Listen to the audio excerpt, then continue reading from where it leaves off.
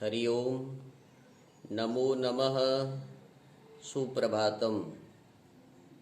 मैं आचार्य दिव्येश्वर शास्त्री आप सबको नमन करता हूँ, अभिनंदन करता हूँ और वंदन करता हूँ। आइए प्रतिदिन की भांति हम एक संस्कृत प्रशिक्षण विषय को जो संचालित कर रहे हैं उसमें एक विषय लेकर के आ रहा हूँ जो कि बहुत ही रोचक है। पहले भी मैंने उस विषय का 2 पाठांश बताया है। प्रथम चरण में जो विषय लिया था संस्कृत क्या, संस्कृत क्यों, संस्कृत कैसे, अर्थात संस्कृत क्या है, संस्कृत क्यों पढ़ना चाहिए और संस्कृत कैसे पढ़ना चाहिए, यह पाठ मैं पिछले दिनों आपको बतलाया था। तो आज आपको मैं तीसरे चरण पर बात करने जा रहा हूँ। पहले मैंने आपको बताया संस्कृत क्या है और दूसरे चरण में बताया संस्कृत को हम क्यों पढ़ें। अब तीसरे चरण में आपको बताने जा रहा हूँ संस्कृत को कैसे पढ़ें।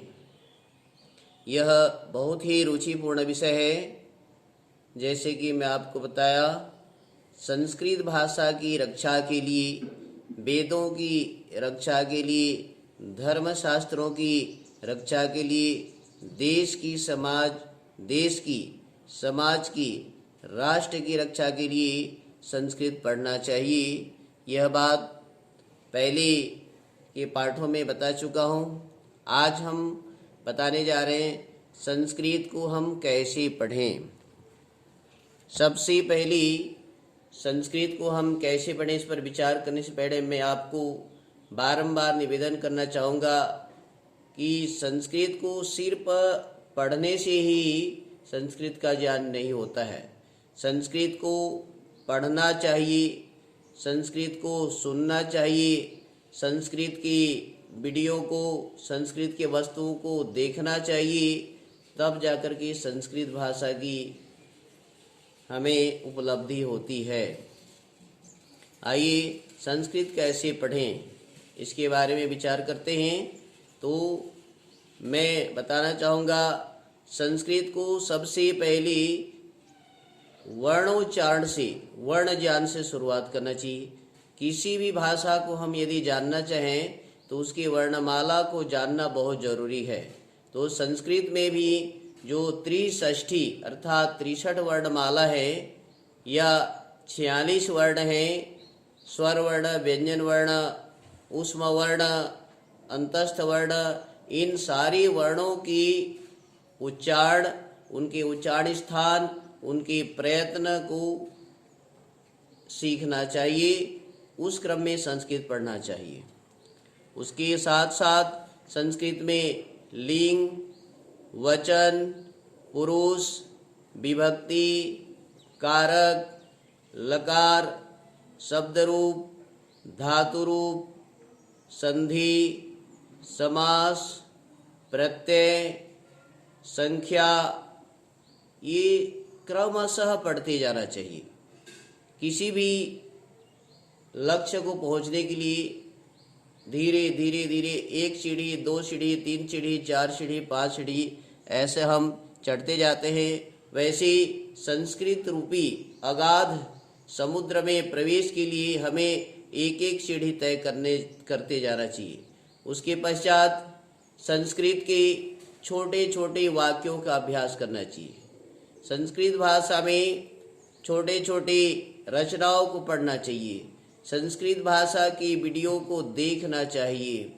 संस्कृत भाषा में प्रकाशित पत्र पत्रिकाओं को पढ़ते रहना चाहिए। संस्कृत के ग्रंथों को, संस्कृत के किताबों को, संस्कृत के शास्त्रों को थोड़ा करके पढ़ते रहना चाहिए। तब जाकर के हमें संस्कृत भाषा के प्रति उपलब्धि होती रहेगी। आइए संस्कृत में छोटे छोटे वाक्यों को सीखें।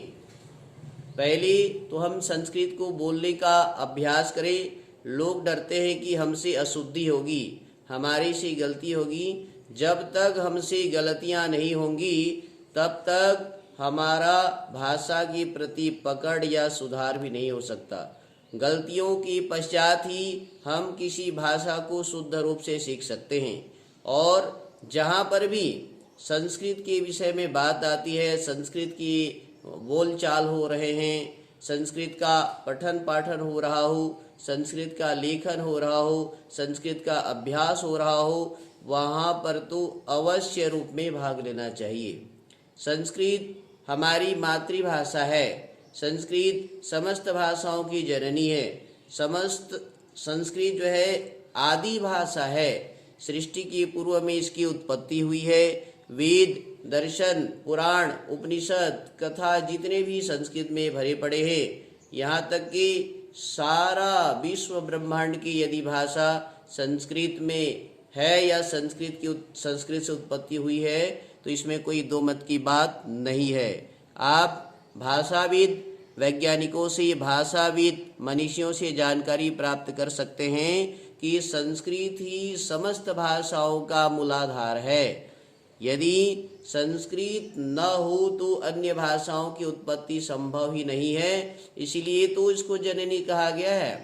तो मित्रों, प्यारे विद्यार्थियों, प्यारे अध्यापक साथियों, अध्यापिकाओं, मैं आपसे निवेदन करना चाहूँगा, क्रमबद्ध एक एक करके धीरे धीरे धीरे करके संस्कृत के छोटे छोटे वाक्यों को सीखिए। संस्कृत में वस्तुओं का नाम लीजिए। खाद्य पदार्थ वस्तुओं का नाम, हमारे दैनिक जीवन में व्यवहार वस्तुओं के नाम, फलों के नाम, पुष्पों के नाम, पशुओं के नाम, पक्षियों के नाम, जो भी चीज़ आपको दिखाई देता है उसको आप संस्कृत में ही सीखिए। संस्कृत में सीखने का प्रयास कीजिए। और जो भी आपको दिखाई देता है, वस्त्र संबंधित वस्त्र की जानकारियाँ, कृषि से संबंधित जानकारियाँ, विद्यालय से संबंधित जानकारियाँ, और घर परिवार में जो व्यवहार होने वाली वस्तुओं की जानकारियाँ, बाजार में जाएं तो बाजार में विक्रय होने वाली वस्तुओं की जानकारियाँ, यह सब चीज़ हम संस्कृत से ही सीखें। तब जाकर के संस्कृत भाषा के प्रति हमारा पकड़, हमारा ज्ञान बढ़ेगा। अन्यथा संस्कृत को हम थोड़ा थोड़ा सीखेंगे तो संस्कृत की उपलब्धि कम होगी। आज जैसे पूरे भारत में, पूरे विश्व में, पूरे राष्ट्र में अंग्रेजी व्याप्त है, एक अनपढ़ व्यक्ति भी अंग्रेजी बोलता है। वह अंग्रेजी भाषा यद्यपि नहीं पढ़ता है तथापि वह अंग्रेजी बोलने में समर्थ है। उसी भांति हमें संस्कृत को अपना व्यवहार भाषा, लोक भाषा बनाना है, जिसके कारण संस्कृत के कोई भी ज्ञान हमसे अधूरा न रहे। किसी भी वस्तु को हम संस्कृत में जानना चाहें तो तत्काल जाने। इसलिए हम इसको या तो नेट से खोज करके, या कहना चाहिए अपने गुरुजनों की संपर्क से, या बड़े बड़े साहित्यों से, या बड़े बड़े शब्दकोशों से हम लें, संस्कृत के शब्दों को पढ़ें, अभ्यास करें, बोलें और बुलवाएं। तभी जाकर के संस्कृत का प्रचार प्रसार होगा, संस्कृत का उत्थान होगा। तो आइए मैं आज आपके सामने में संस्कृत कैसे पढ़े इस विषय को लेकर के आया था। शुरुआत में बताया कि आप वर्णोच्चारण से शुरू कीजिए। वर्णोच्चारण, उसके बाद में लिंग, वचन, पुरुष, विभक्ति, कारक, क्रमशः क्रमबद्ध चलते जाएं, जिससे आपका संस्कृत का ज्ञान होगा। संस्कृत भाषा विश्व की गौरवशाली भाषा है। इसमें सारे ज्ञान विज्ञान निहित हैं, सारी लोक व्यवहार, सारे शास्त्र व्यवहार यहाँ पर विद्यमान हैं। तो संस्कृत भाषा का अध्ययन अध्यापन में हमें कभी भी प्रमाद नहीं करना चाहिए। संस्कृत भाषा के स्वाध्याय में हमें कभी भी प्रमाद नहीं करना चाहिए। हर समय संस्कृत के लिए तैयार रहना चाहिए। जो व्यक्ति संस्कृत के प्रति समर्पित होगा निश्चय ही उसका जो है ना सर्वांगीण उन्नति होगा। संस्कृत भाषा में सारे ज्ञान विज्ञान भरे पड़े हैं। संस्कृत भाषा में लोक व्यवहार से लेकर के सारे व्यवहार की ज्ञान भरे पड़े हैं। आइए हम समस्त ज्ञान की प्राप्ति के लिए संस्कृत को पढ़ें। इसी से हमें वेद का ज्ञान प्राप्त होगा, इसी से हमें शास्त्रों का ज्ञान प्राप्त होगा, इससे हमें अनेक प्रकार के ज्ञानों की प्राप्ति होगी। तो आपने संस्कृत क्या, क्यों, कैसे, संस्कृत क्या है, संस्कृत क्यों पढ़ें, संस्कृत कैसे पढ़ें, इस विषय को सुना। मैं आशा करता हूँ केवल इसको सुनना नहीं है, अपने जीवन में आचरण करना है। हमेशा निरंतर संस्कृत के प्रति चिंतन, संस्कृत के प्रति कथन, संस्कृत के प्रति लेखन का कार्य सतत करते रहना चाहिए। और जो भी हम सीखें, जो भी हम जानें, अपने से नीचे वालों को जो नहीं जानते हैं और वो जानते हैं उनके पास शेयर करें। जानने वाले को इसलिए बताएं, यदि किसी प्रकार का त्रुटि हो तो वो सुधार करेंगे। नहीं जानते हैं उनको संस्कृत इसलिए बताएं कि वो संस्कृत को सीख पाएंगे। धन्यवाद। पुनर्मिलामः। नमो नमः। आपने मुझे बहुत स्नेह दिया, मेरी बात को बड़े ध्यान से सुना। आगे भी इसी भांति नए नए पाठों को आपके सामने लाते रहूँगा। आप मुझे उत्साहित करते रहेंगी, आप मुझे प्रेरित करते रहेंगी, आप मुझे अपना आशीर्वाद प्रदान करते रहेंगी। धन्यवादः। पुनर्मिलामः। जयतु संस्कृतम, जयतु भारतम।